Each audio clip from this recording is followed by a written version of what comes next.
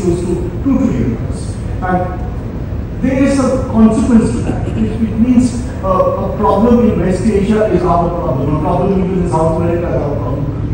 We have economic interest, we have political interest, we have diaspora, we have energy prices to worry about. India has been watching events in the Middle East or West Asia since October last year. It began with outrageous terrorist attack. There was expected to be a strong Israeli response. There has been one. It's only gone on longer than a lot of people anticipated, and there doesn't look to be an end date in sight because the focus has expanded. I would only add to what the last doctor said, in that spaces are opening up as Iranian proxies get pushed back, whether in Gaza, maybe even in Lebanon. We should be planning for the day after. Israel should be, the Arab world should be, frankly, India as a stakeholder should also be, because India has interest in that part of the world. In a post-conflict Gaza, a post-conflict Lebanon, India could play a role. And in terms of crucial factors in preparing for that day after, what would you believe are the crucial, most important factors as India prepares for the day after? You know, the fact is, what happened on October 7th last year was, as I said, a terrible terrorist attack, but it also brought back the Palestinian question to the front burner, where it had disappeared for some years. For many reasons. We need to acknowledge that it's back, and we need to address it in some sort of manner. We cannot simply forget about it for the next few years, because there are underlying issues there that have been neglected, and we need to work on those. While being completely alive and sympathetic to Israel's national security interest. India possibly aiming with soft power through digital public infrastructure, some happy what they have at least proposed. As we move forward, what would be the crucial challenges in dealing with the existing political system in terms of, if there is a reset? This morning we had Lord David Cameron also was agreeing that there has to be a reset. But is that just on paper? Do you sense that there is a genuine in-spirit acceptance that there needs to be a reset of the political world? Yeah, so I don't think there's a doubt that there needs to be a reset of the existing order. The challenge actually is how to reset it. Now, challenges of a state-centric nature.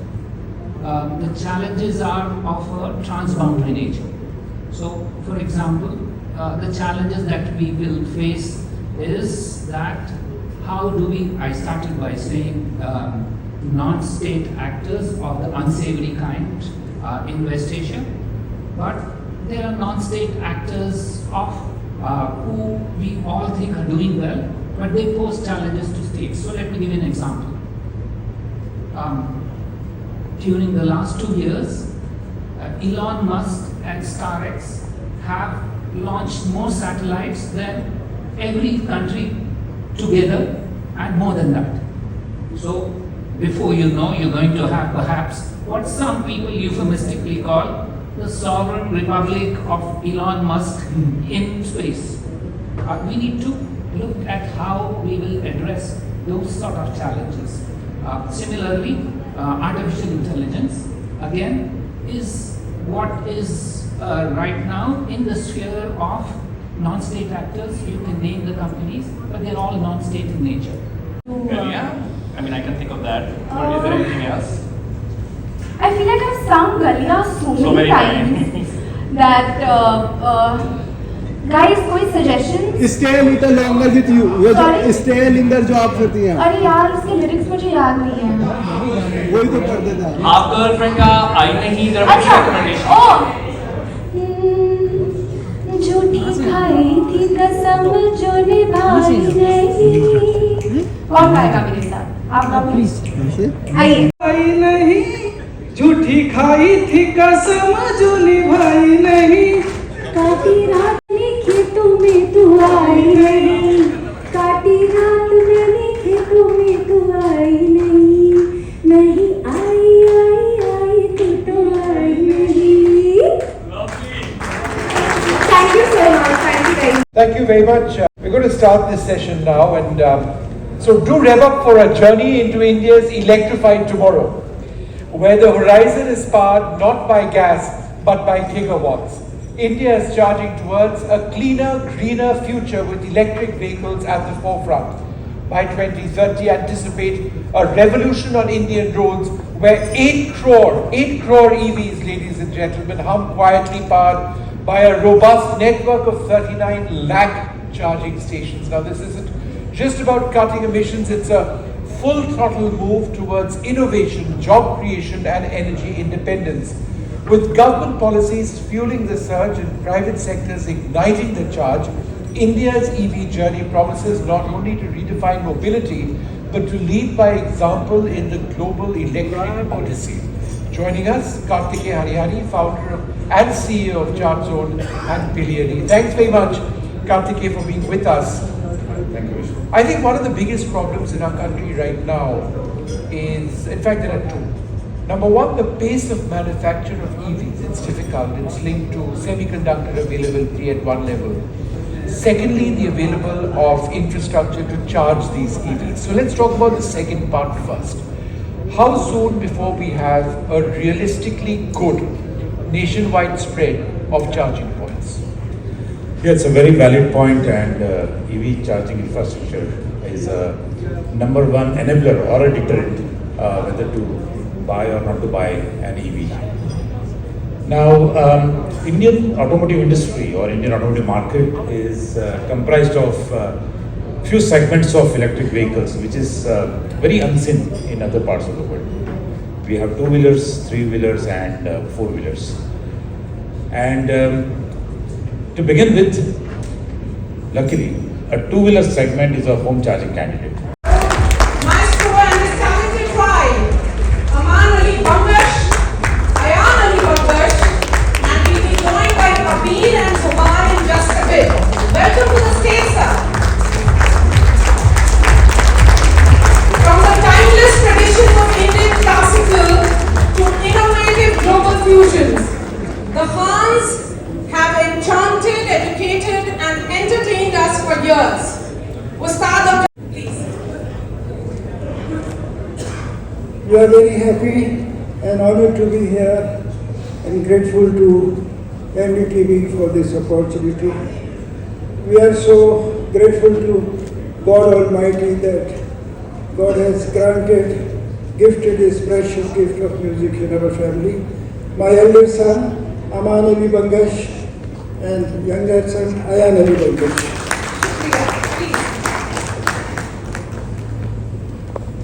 They would be joining you in the performance. So we would, it will be rarest of the rare moment, as they say, to see the three generations perform together. How does it feel, sir, Satsa, to take Indian classical music to the global stage? You actually signify that. You see, classical music is all over the world. Most ancient music, Western world also, they still listen to Beethoven, Bach, Mozart, all the great composers, Tchaikovsky of Russia. So classical music will always be there till the time we have sun and moon. But these 7 musical notes, Sa Re Ga Ma Pa Dha Ni, in Western world they say Do Re Mi Fa So La Ti. So the 7 notes have connected the whole world. Music has connected the world, and unfortunately language creates barriers. Music does not belong to any religion like air, flowers, water, fire, fragrance. So it's a precious gift. And seeing the flavor and the problems of the world, I have learned so much from the role of flowers, the role of music, and I feel like saying that I belong to every religion of the world. I belong to every religion of the world. We are still fighting, we are still trying to kill each other like 2000 years back. So what is the contribution of education? Education unfortunately could not create compassion and kindness in a human being. how can we think of killing each other? So I'm very sad all the time praying to God that there should be peace between Russia, Ukraine and Israel, Palestine. I mean, we feel very sad, we feel very sorry for the people who have died, who have been killed in this war. So I think the young maestro will contribute better than me. So let me go to the next generation now. And this is a question to both of you. You know, there is something about your style which connects to the global audience. What do you think it is? Firstly, good evening and thank you for having us here. I think, one should not be aware of one's style, to be honest. I mean, me and my brother, we try to follow our guru, our teacher, and all the other big maestros that we have always had in this world. But people make you aware of that point that, maybe you're doing something new. For Ayan Bhai, it was very important because in our generation, there were a lot of friends of ours from school and college, everybody knew Sarod. So we wanted to get Sarod into that whole electronic space, apart from being classical Sarod players. So somewhere we, I think, have achieved just 10% of that. We're doing a lot of corporate music, we're doing a lot of albums, we've done a lot of work. So what is the next 90% going to be, Ayan? Well, I think it's a very long journey. Again, to start with, thank you for your very kind words of introduction. Extremely overwhelming. So I think, in this field, especially when you talk about music, you're a student in the last year of this planet. You're constantly learning. The journey called life is making you evolve. It's making you absorb, and that is constantly doing something to your creativity and to your music as well. So that's why I think, to answer your question, I think it's all about vibrations. I think, healing is used for so many kind of ailments, and healing or spirituality, which is always a part of our music anyway. So, it's all about the language of vibrations. We talk about vibes, Gen Z talks about vibes and everything. So it's all part of who we are. And I think that is the larger message and the larger picture. How do you connect with your grandsons? What is the message or the lessons that you give them regularly? It's all the hard work to make them learn music is their parents. Ayan has twin boys, Abir and Johan, and Ayan has given so much time, and I'm sure Ayan will talk better about that. But credit goes to Ayan and his wife Nima Sharma. So they spent a lot of time with Abir and Johan. But it was difficult for, I was worried that spending so much time in school, how can they play music? Because school takes maximum time. But they come back and they have to do homework, and then Ayan make them perform and practice for 2 hours. So I am very happy and I am grateful to God that both of them, they look forward to share the stage with us and perform. Last year we performed in New York on the 15th of August, and 5 of us when we played, English में वो सरद quintet हो जाता है, सरद quintet.